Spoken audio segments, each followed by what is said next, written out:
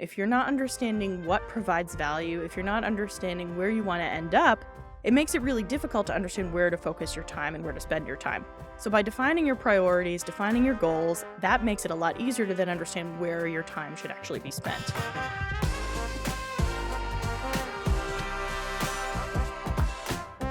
Welcome to the Process to Profit podcast, where I dig into the key strategies that build successful service-based businesses. Whether you're just starting out or you're looking to scale, I'll share practical techniques to help you overcome overwhelm, boost your income, and fall in love with your business again. Let's get your business working for you. Hey everyone, welcome to today's episode. Today we're going to be talking about how to actually manage your time as a coach or a service provider. Now, there are a lot of coaches and service providers out there that struggle with managing their time because you just have a lot of demands on your time. You have, how many more times will I say time in this episode? Spoiler alert, it'll be a lot. You have a lot of demands on your time. You have client work that you have to do or sessions that you have to do if you're a coach. You have, networking things that you have to do. You have marketing things that you have to do. All those things that it takes to actually run a business you have to do. So there's a lot of things competing for your attention, for your time. So we're going to be talking about how to actually manage all of that, or at least some tips that you can use, because everybody's business is different and the way that everybody's brain works is different. So we're going to be talking about some tips and techniques that you can maybe try, see if they work for you in your business. First, let's talk about why it's important to manage your time effectively. The first thing is it really impacts your business when you are overscheduling yourself, when you feel like there's too much to do and not enough time to actually do it in. It can really impact your mental fitness, your mental health. It can really impact your relationships with your clients, with your family, with, colleagues, people that you're networking with. And it's really hard to think ahead and to strategize and to build your business if you're constantly just trying to keep up with the things on your calendar, if you're constantly behind on things that are on your calendar. So it's important that you build these effective time management strategies. It also makes the balance of work and life really difficult if you are having trouble managing your calendar. If you are scheduling yourself meetings till 8, 9, 10 o'clock at night, I know that's not when I'm at my best. I know that some people are at their best at that time, but personally for me, that's not when I'm at my best. So I don't schedule things super late at night, but it's really hard to balance your work and your life if you're scheduling things really late, if you're running late to meetings all the time, if your meetings are running over and interfering with your personal life. It can be really hard to keep up that balance or even create or maintain that balance between your work and your personal life. And that's so important for your mental health. It also makes business really stressful when you feel like you're constantly running from thing to thing. You feel like you're always late. You feel like you're always behind. It makes business super stressful, and it makes it really hard to feel like you can never get ahead and that you don't even have time to focus on things like strategy or things like building your business or even considering what you want your business to look like. And that's a lot of what I work with my clients on is, okay, what do you want your business to look like? And then how can we build a schedule that supports that vision? It's not 10 years down the road. It's not 5 years down the road. It's not once I've made a certain amount of money. It's what do you want your business to look like right now? And then how do we curate your schedule to actually fit that vision? For me, I don't like working before 10 o'clock in the morning. I am not good in the mornings. I like a nice slow morning. I usually go work out. I'll make breakfast. I'll sit and drink my tea. And I don't schedule any meetings before 10 a.m. because that is just not when I am at my best. And likewise, I don't schedule meetings after 3 because, again, I get really tired. I've talked a little bit about this on the channel, but I've had brain surgery. And so my brain gets tired fairly easily. So I know that after 3 o'clock, I'm pretty spent and I'm probably not going to be at my best. So it's important for you to start figuring out what your patterns are and then building your schedule around how you work best. Also, being able to manage your schedule will really help with your long-term goals because you'll have an idea of what your schedule looks like, what you can reasonably take on, and the length of time it will take and the amount of work that it will take to actually achieve your goals and to do all those steps to actually get there and get what you want. Okay, so why does this happen for entrepreneurs, especially compared to people who are maybe employees or people who don't run their own businesses? And like we said before, a lot of it is overcommitment, unrealistic scheduling. You just have a lot of demands on your time. You have a lot of things that you have to do, especially if you're solopreneur and it all falls on you. There's no one else to really pick up the slack when you don't accomplish something or when something, has to happen urgently. It has to be you. So it's really hard for entrepreneurs to manage their time when they are overcommitting themselves, overscheduling themselves, and then not even sticking to those things that they've committed and scheduled for themselves. And then they're falling behind and you have to play catch up, and then other things fall by the wayside. It all sort of snowballs and compounds. I also find that a lot of entrepreneurs don't take the time to prioritize their work. They're just sort of jumping from thing to thing. They're not really sitting down to think, is this urgent? Is it important? Does it move me towards my bigger goals, or am I doing it because I feel like I have to? For instance, posting on social media. Is posting on social media really getting you business? Is it really moving your business forward? Are you getting, collaboration offers? Are you making connections? Or are you just continually posting and hoping that something eventually will happen from it, rather than focusing on maybe other strategies that are already working for you that you can maybe expand on? Maybe you can scale them, maybe you can do more outreach, things like that, and not focus so much on social media. Just as an example, again, everyone's business is different, so you have to figure out what those sort of time wasters are for you, and you won't do that if you don't sit down and prioritize where your time is going and prioritize what tasks you're spending your time on. And we're going to talk about how to do that in a second. The other issue that entrepreneurs have is the constant context switching. And context switching is basically when you're moving from one task to another and you're not really focusing in on that one thing with your mental and your physical energy. You're thinking about, oh, I have to, I have this email that came in, I have to go and respond to that. Oh, but I'm over here writing social media posts. Oh, but I'm over here writing up session notes for my client. And you're trying to do all of the things and do all of the things at once. And it's really hard for your brain to constantly be switching between all of those things, because every time you move to a different task, it has to sort of restart. It has to start, figuring out, oh, what were we thinking? What were we working on? What was the context of this? And sort of start over again. Even if you think you are good at multitasking, you are not. There is no such thing as being good. There's no such thing as multitasking, honestly. Stuff You Should Know podcast did a really great episode on the myth of multitasking, so I definitely recommend you go and check that out if you're interested in learning more all about why multitasking is not really a thing. So, context switching. It's really hard for entrepreneurs to just focus on one thing because, again, lots of demands on your time. You're the only person. You're the only point of contact for people, so it's important in your mind that you're getting back to them in a timely manner, that you're keeping up with all the things that you want to do. So you're trying to do too many things at once, and the end result is everything takes longer, and potentially things don't get done as well as they maybe could have if you had just focused on one thing at a time. And then finally, if you are a more experienced and, bigger business, you've maybe have a VA already, but you're not using them effectively. You're not effectively delegating the things that you can or should be delegating because you're not sitting down to prioritize, you're not sitting down to figure out what all the work is that you have to be doing, that your business has to be doing, and you're just sort of throwing things over the wall to the person that's helping you, but you're not really being effective and strategic about your delegation. And that's one of the big things that entrepreneurs sort of fall in is, I have this help, but I don't really know what they're doing, or I don't really know what I should be asking them to do. And you're not really taking that time to sit down and plan it all so that your calendar is really focused and they know clearly what it is that they're supposed to be working on. So, how do we fix all of this? How do we manage our time and our calendar to be more effective as entrepreneurs? The first thing you want to do is sit down and define the priorities for you, your business, your life. You want to know where you want to be going, what you want your vision for your life to be. You want to really understand what is important to you, what you value, where you want your business to be. And this may sound like a weird first step for managing your time, but if you're not focusing your time, if you're not understanding what provides value, if you're not understanding where you want to end up, it makes it really difficult to understand where to focus your time and where to spend your time.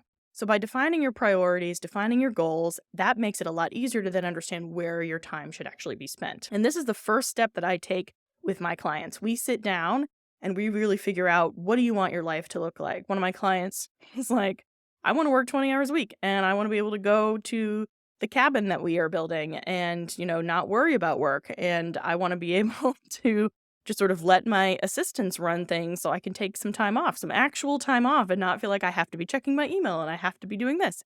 So we sat down and created that vision for her. And then that helped us understand, okay, what systems do we have to put in place? What habits do we have to put in place to get you to that point where you can be working 20 hours a week, or you can be going to the cabin for 2 weeks and your assistants will take over and you don't even have to check your email while you're gone? How do we create those systems in the back end? And how do we manage your schedule and your time so that when you are working, it's on very valuable, intently, so that when you are working, it's on very valuable, focused work that moves the needle forward, and it's not just busy work. It's not just something that maybe your admin could be doing. How do we define all of that work and create your schedule around it so that you can be the most effective in the hours that you're working on your business? So you really want to sit down, define your priorities, and then identify what are the high value activities that you could be doing to meet those priorities, to get yourself towards those goals and that vision. After you understand what your priorities are,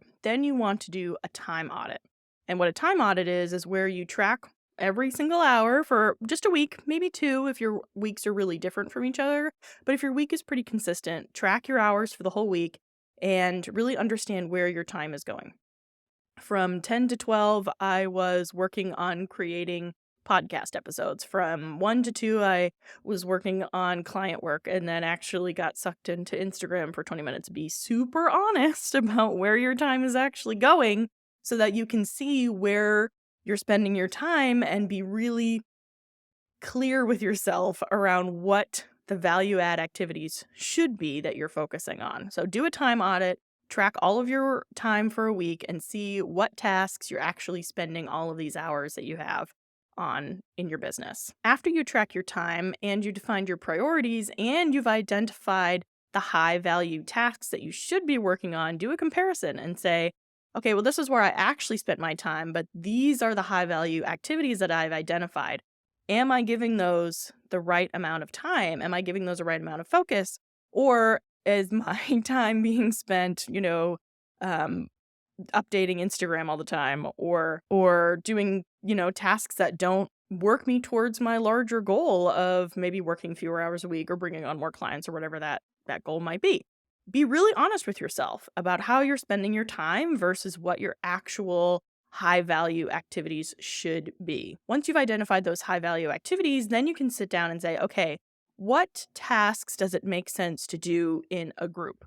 For example, if you decide that posting to social media is important, one of the groups of tasks that you could do is create social media content, maybe for the month all at once. So you pick a time at the beginning of the month and you group together, any graphic creation that you have to do, caption creation that you have to do, and then schedule out the posts.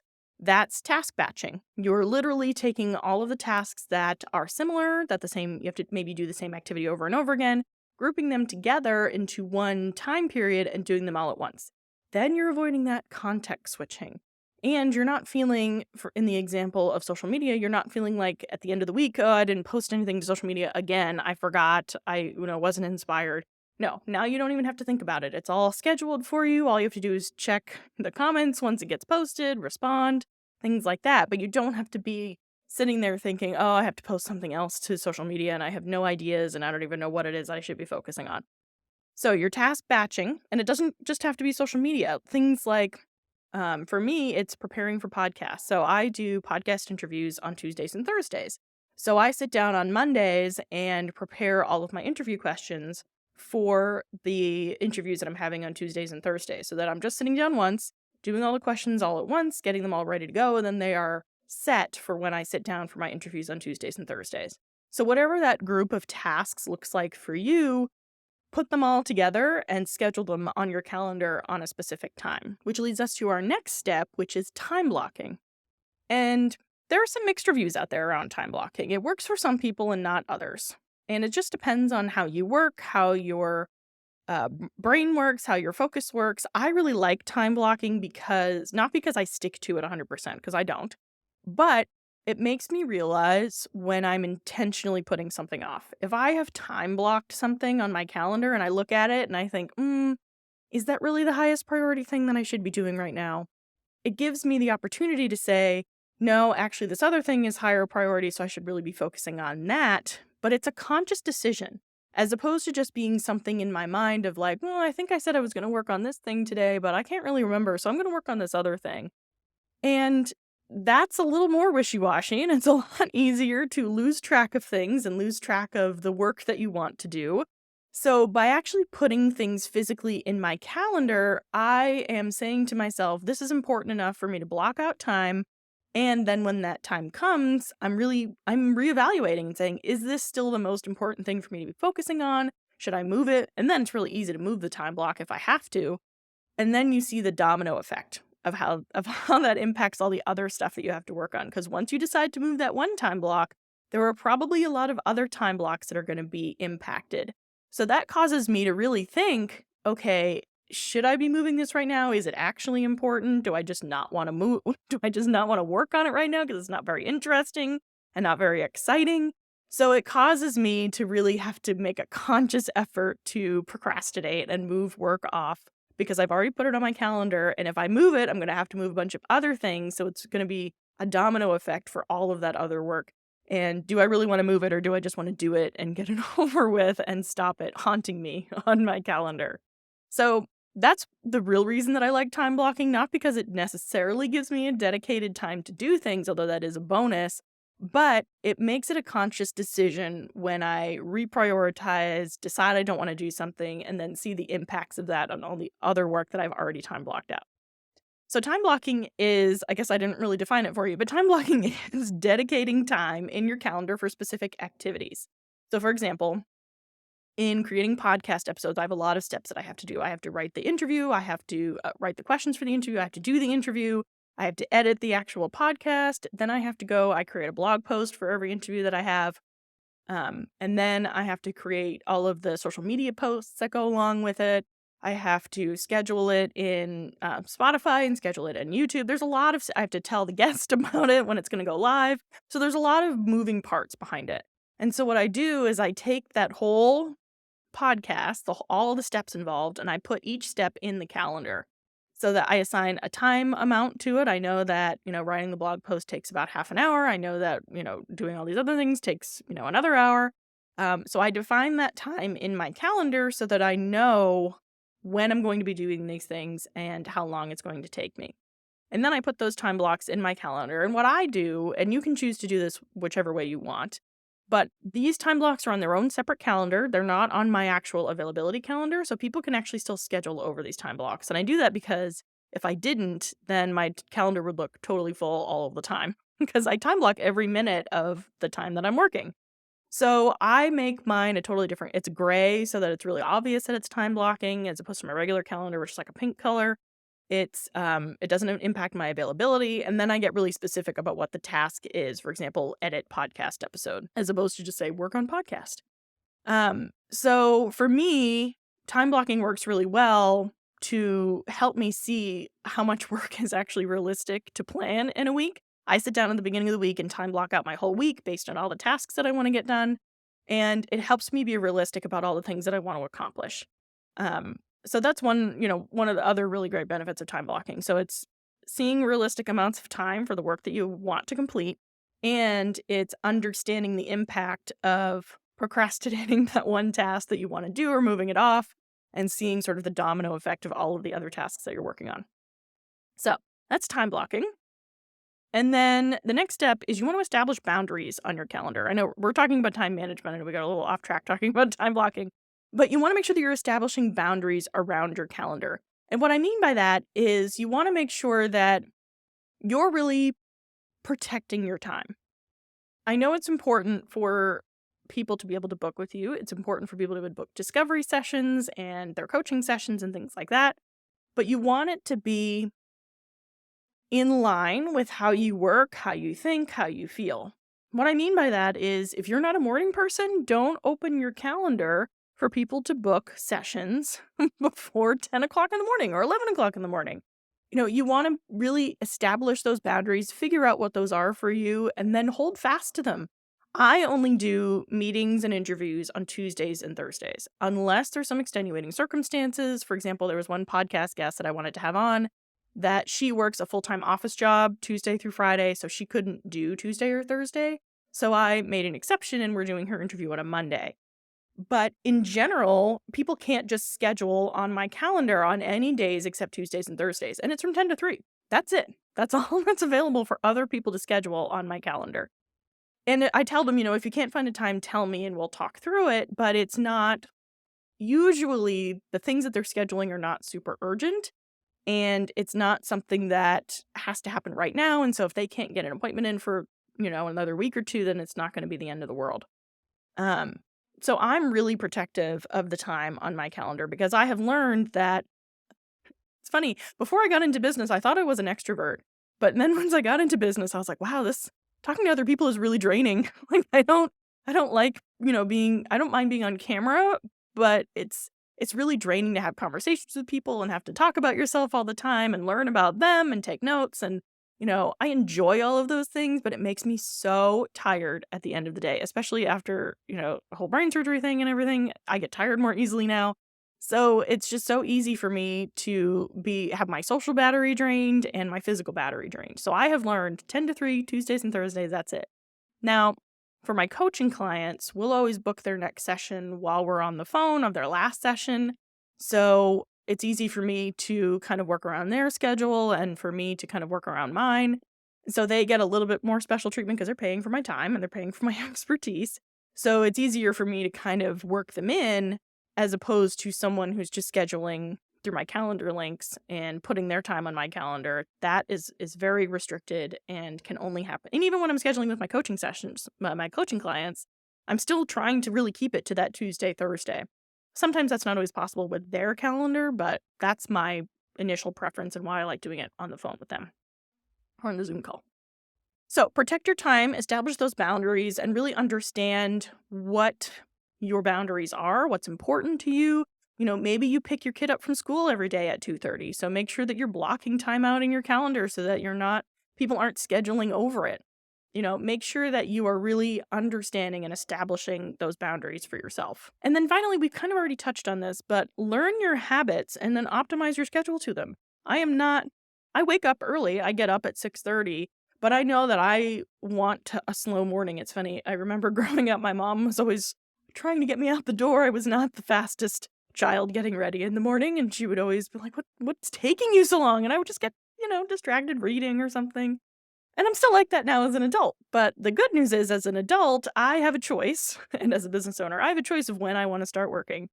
And I know that I like to work out, I like to make breakfast, I like to sit and drink my tea, like I said. So I have built into my schedule that I don't have any meetings before 10 because that's just how I work.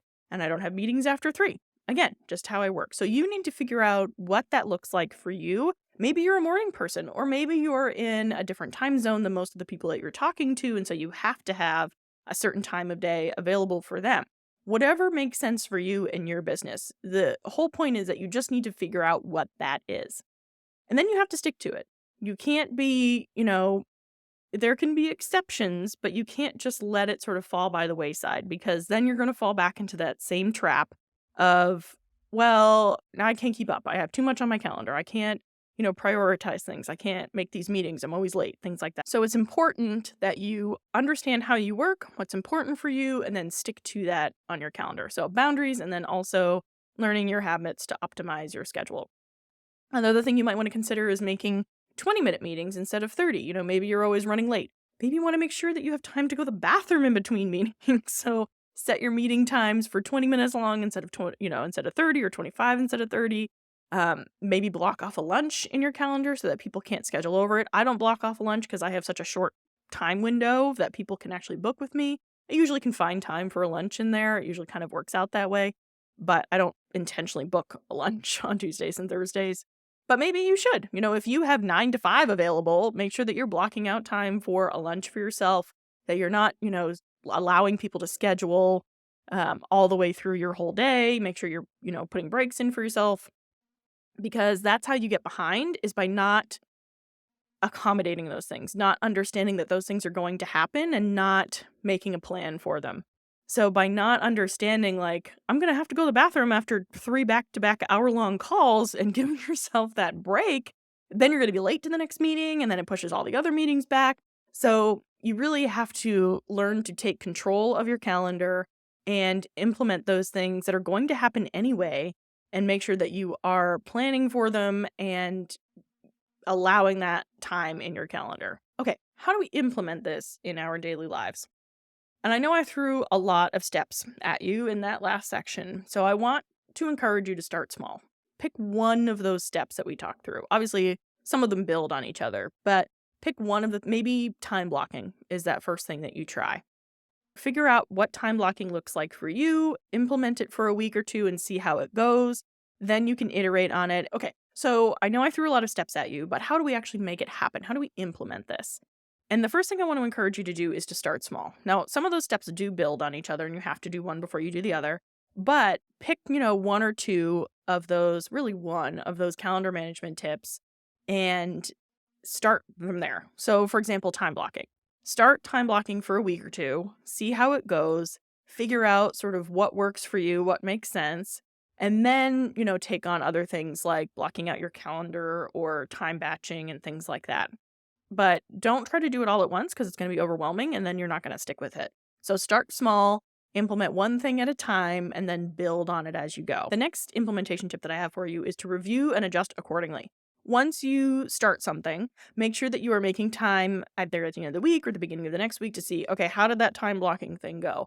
Do I want to really block out every minute of every day? Do I just want to block out the important things? Do I want to change my availability based on my time blocking? How did that work out for me? And then adjust accordingly. Make sure that you're constantly kind of reviewing and iterating and changing things up based on how it's going. Just because you started out one way doesn't mean that that's how you always have to go. A lot of one of the things that I really tried to emphasize with my teams and my clients now is just because that's the way you've always done it doesn't mean that's the way you always have to do it. Just because you started it off that way doesn't mean you have to always do it that way. So start off something, experiment with it, check in, see how it's working, make adjustments as you go. So the other thing that I want to recommend is that you are consistent but flexible. And what I mean by that is that you have some structure, but your calendar is not totally booked. It's not totally full. It might be full with your time blocking, but even within your time blocking, you're still giving yourself a little bit of flexibility. For example, I block out half an hour to write a title for my podcast episodes. Now, it does not take me half an hour to write a title for my podcast episodes. I could probably write 10 titles in a half an hour for my podcast episodes, but I'm blocking out a little bit of extra time because I know that I'm going to need that buffer. I know that that other task that I was doing right before that might take longer than I thought it would, or I'm going to have to go to the bathroom, or I might have an email that I want to respond to, or something might come up. So I'm giving myself a little bit of a buffer and a little bit of flexibility in how I'm actually scheduling out my time. The other tip that I have is to use scheduling tools. And a lot of you probably already use something like Calendly, but if you're not, something to consider, there's Acuity, there's Calendly. I use Dubsado and it has a scheduling tool inside there. I really like the Dubsado scheduling tool because it lets me create as many different types of schedules as I want. So I'm not limited, like Calendly, I know only has a certain number of types of events. The free version, I think you can only even do one.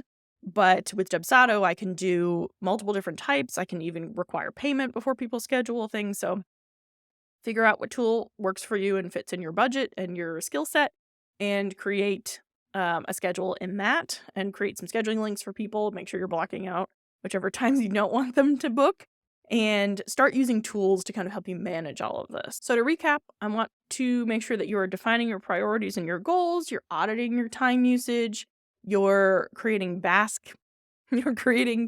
batches. That was really hard to say. You're attempting time blocking just to see if it works for you. It may not work for you, and that's okay.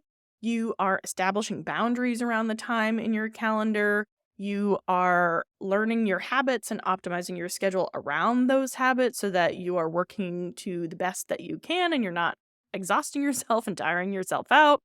I want you to start small and gradually build on it, constantly be reviewing how things are going, making some changes, trying new things. I love that you're trying new things, but make sure that you're giving them enough time. So if you're starting, like I said, if you're starting time blocking, make sure you're doing it for at least a week or two before you make any judgments, because change is hard. And it's really important that you give yourself time to adjust to the change and don't make snap judgments if you do time blocking for a day and then you say, oh, this didn't work for me, I'm never going to try it again. Give it some time and then evaluate how the experiment went. And start that time at the beginning. Tell yourself, I'm going to try this for 2 weeks before I make any judgments. Even if it's hard, I'm going to keep going. I'm going to try it for the 2 weeks and then I will reevaluate to see if it's something I want to keep doing. So make that decision at the beginning. Review and adjust your system accordingly. Like I said, be flexible but consistent. Make sure that you are giving yourself enough time during the day for everything that you actually have to do, like go to the bathroom, like eat lunch, and that you're not overscheduling yourself. And use a tool to make sure that you're keeping the structure that you've defined for yourself and that you are keeping up with those boundaries that you have set for yourself. If you want help doing any of this, I have some free resources. You can go to laurenglynn.com/resources. The one that I would recommend that you use for this particular activity is the 7 Days to Streamline Your Business resource. It will help you define your vision. It will help you figure out what all the things are that you're doing in your business and help you sort of prioritize all of those tasks so that you can be more intentional with the time and your calendar. So 7 Days to Streamline Your Business, laurenglynn.com/resources. So I always leave you with an action item. And the action item for this week is I want you to sit down, set a 5-minute timer, probably at the end of the day. I would recommend you do this. And then figure out what your 3 most important tasks are for tomorrow. I don't want your whole to-do list. I don't want all the meetings you have to do. I just want the 3 most important things that you have to make sure that you get done tomorrow. And then when you start working on the next day, or maybe it's not tomorrow, maybe if it's Friday night, it's Monday morning. However, your next working day. And so then when you come in on your next working day, all you're going to focus on are those 3 things. In between meetings, if you have meetings, but all you're going to focus on are those 3 things. And then if you get those 3 things done, then you can add 3 more or 2 more, depending on how much time you have left in the day. Or you can be done for the day. It really depends on how you're feeling. But I want you to give yourself that flexibility of, I got the 3 things done that I wanted to do today. I can be done if I want to, or if I feel like working more, I can. So define those 3 things that you want to get done for your next working day. That is your homework. I want to hear how this goes for you. Catch me on Threads at Lauren G Consulting. Let me know how it goes for you. Did you define your 3 things? Did you accomplish your 3 things? Did they totally change by the next morning when you came into work? Guilty. Sometimes I do that. But how did it work out for you? I want to know. Again, Lauren G Consulting on Threads, and let me know. Thank you so much for watching or listening to the Process to Profit podcast. Remember, your systems are the backbone of your success. I'm Lauren Glynn, and I'll talk to you again soon.